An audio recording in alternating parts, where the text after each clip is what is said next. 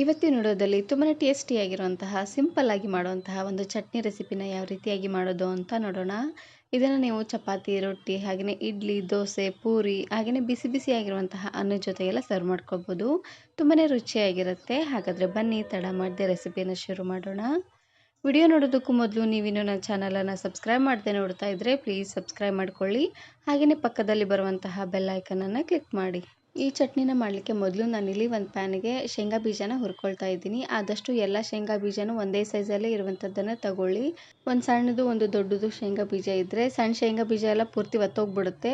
ದೊಡ್ಡ ಶೇಂಗಾ ಬೀಜ ಹಸಿ ಹಸಿ ಹಾಗೆ ಉಳ್ಕೊಂಡ್ಬಿಟ್ಟಿರುತ್ತೆ. ಹಾಗಾಗಿ ಉರಿನ ಪೂರ್ತಿಯಾಗಿ ಮೀಡಿಯಂ ಫ್ಲೇಮ್ನಲ್ಲೇ ಇಟ್ಟು ಚೆನ್ನಾಗಿ ಚಟಪಟ ಅಂತ ಸಿಡಿದು ಕೆಂಪಾಗಬೇಕು ನೋಡಿ. ಅಲ್ಲಿವರೆಗೂ ಚೆನ್ನಾಗಿ ಇದನ್ನು ಹುರ್ಕೊಂಡು ತಗೊಳ್ಬೇಕು. ನೋಡಿ, ಈ ರೀತಿಯಾಗಿ ಚೆನ್ನಾಗಿ ಶೇಂಗಾ ಬೀಜನ ಹುರ್ಕೊಂಡು ತಗೊಳ್ಳಿ. ಶೇಂಗಾ ಬೀಜ ಎಲ್ಲ ಪೂರ್ತಿಯಾಗಿ ಆರಿದ ಮೇಲೆ ಇದ್ರ ಸಿಪ್ಪೆನ ಬಿಡಿಸಿ ತಗೊಳ್ಬೇಕು. ನಾನು ಇದೇ ರೀತಿ ಬಹಳಷ್ಟು ವೆರೈಟಿ ಆಗಿರುವಂತಹ ಚಟ್ನಿ ರೆಸಿಪೀಸ್ನ ಅಪ್ಲೋಡ್ ಮಾಡಿದ್ದೀನಿ. ವಿಡಿಯೋ ನೋಡಿಲ್ಲ ಅಂದರೆ ಈ ವಿಡಿಯೋ ಕೊನೆಯಲ್ಲಿ ಹಾಕಿರ್ತೀನಿ, ನೋಡಿ ಚೆಕ್ ಮಾಡಿ. ಇವಾಗ ನಾನಿಲ್ಲಿ ಅದೇ ಪ್ಯಾನ್ಗೆ ಖಾರವಾಗಿರುವಂತಹ 4-5 ಹಸಿರು ಮೆಣಸಿಕಾಯಿನ 1ರಲ್ಲಿ 2 ಭಾಗನ ಮಾಡಿ ಹಾಕ್ಕೊಳ್ತಾ ಇದ್ದೀನಿ. ಇದಕ್ಕೇ ಸ್ವಲ್ಪ ಎಣ್ಣೆನ ಹಾಕ್ಕೊಂಡು ಚೆನ್ನಾಗಿ ಇದನ್ನು ಹುರ್ಕೊಂಡು ತಗೊಳ್ಬೇಕು.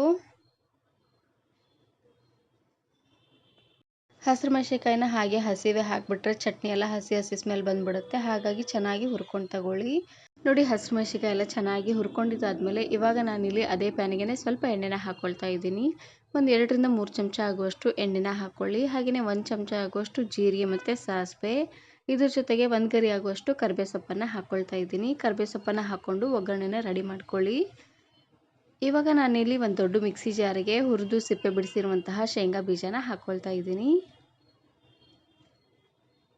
ಹಾಗೆಯೇ ಇದ್ರ ಜೊತೆಗೆ 1 ಗಡ್ಡೆ ಆಗುವಷ್ಟು ಬೆಳ್ಳುಳ್ಳಿನ ಹಾಕ್ಕೊಳ್ತಾ ಇದ್ದೀನಿ. ಆದಷ್ಟು ನಾಟಿ ಬೆಳ್ಳುಳ್ಳಿನ ಹಾಕ್ಕೊಳ್ಳಿ, ಫ್ಲೇವರ್ ಅಂತೂ ತುಂಬಾ ಚೆನ್ನಾಗಿ ಬರುತ್ತೆ. ಇದ್ರ ಜೊತೆಗೆ ಸ್ವಲ್ಪ ಕೊತ್ತಂಬರಿ ಸೊಪ್ಪು,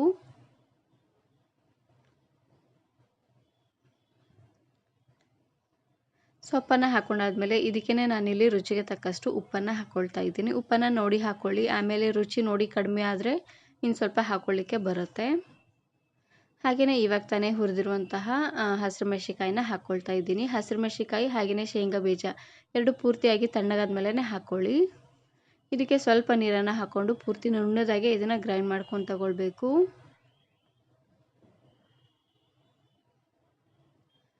ನೋಡಿ, ಪೂರ್ತಿ ನುಣ್ಣದಾಗಿ ಗ್ರೈಂಡ್ ಮಾಡ್ಕೊಂಡಿದ್ದಾದಮೇಲೆ ಇವಾಗ ತಾನೇ ಮಾಡಿಟ್ಟಿರುವಂತಹ ಒಗ್ಗರಣೆಗೆ ಚಟ್ನಿನ ಹಾಕ್ಕೊಳ್ತಾ ಇದ್ದೀನಿ.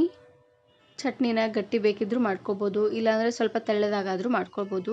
ಮಿಕ್ಸಿ ಜಾರ್ಗೆ ಸ್ವಲ್ಪ ನೀರನ್ನು ಹಾಕ್ಕೊಳ್ತಾ ಇದ್ದೀನಿ. ಯಾಕಂದರೆ ಅದರಲ್ಲೇ ಇನ್ನು ಸ್ವಲ್ಪ ಚಟ್ನಿ ಇತ್ತು ನೋಡಿ, ಹಾಗಾಗಿ ನಾನಿಲ್ಲಿ ಪೂರ್ತಿ ಮೀಡಿಯಮ್ ಆಗಿ ಚಟ್ನಿನ ಮಾಡ್ಕೊಳ್ತಾ ಇದ್ದೀನಿ.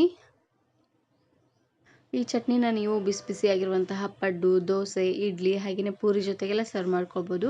ಹಾಗೆಯೇ ಬಿಸಿ ಬಿಸಿಯಾಗಿರುವಂತಹ ಅನ್ನದ ಜೊತೆಗೆ ಈ ರೀತಿಯಾಗಿ ಚಟ್ನಿನ ಮಾಡಿಕೊಂಡು ಸ್ವಲ್ಪ ತುಪ್ಪ ಹಾಕಿ ತಿಂತಾಯಿದ್ರೆ ತುಂಬಾ ರುಚಿಯಾಗಿರುತ್ತೆ. ಹುರಿದಿರುವಂಥ ಶೇಂಗಾ ಬೀಜ ಇದ್ದರೆ ಈ ಚಟ್ನಿನ ಮಾಡಲಿಕ್ಕೆ ಒಂದು 5 ನಿಮಿಷ ಇದ್ದರೆ ಸಾಕು, ಬೇಗನೆ ಆಗೋಗ್ಬಿಡುತ್ತೆ. ಈ ವಿಡಿಯೋ ಇಷ್ಟ ಆದರೆ ಈಗಲೇ ಒಂದು ಲೈಕ್ ಬಟನನ್ನು ಕ್ಲಿಕ್ ಮಾಡಿ, ಫ್ರೆಂಡ್ಸ್ ಆ್ಯಂಡ್ ಫ್ಯಾಮಿಲಿ ಜೊತೆಗೆ ಶೇರ್ ಮಾಡಿ. ಹಾಗೆಯೇ ಮತ್ತಷ್ಟು ಹೊಸ ರೆಸಿಪಿಗಾಗಿ ವರ್ಣಿಕಾ ಅಡುಗೆ ಮನೆ ಯೂಟ್ಯೂಬ್ ಚಾನಲನ್ನು ಸಬ್ಸ್ಕ್ರೈಬ್ ಮಾಡಿಕೊಳ್ಳಿ. Thank you. Thanks for watching.